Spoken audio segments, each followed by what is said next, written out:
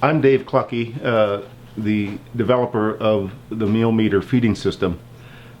The thought process for the MealMeter goes back to really some frustrations I had with the production at our sow farm.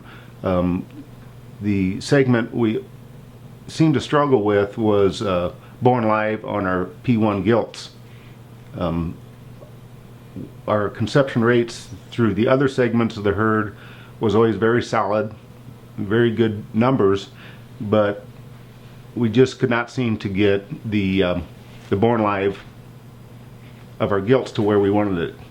Was at a swine conference, and they talked about the importance of not breeding gilts for the first 2 to 3 weeks after they entered their individual maternity pens. And they theorized it was the lack of feed consumption while they adapted to these pens. That got my attention, and it seemed to fit what we were struggling with at our farm. Went back to the farm and studied the situation, and soon realized it wasn't the gilts adapting to the individual maternity pens, it was the gilts having a hard time adapting to the new feed system.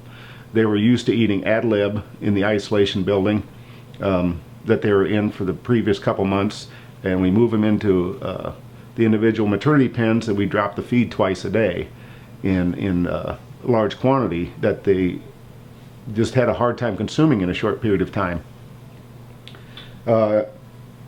Made several different prototypes, and finally came up with what we found to be a working design, and immediately saw results as the gilts would enter the individual maternity pens.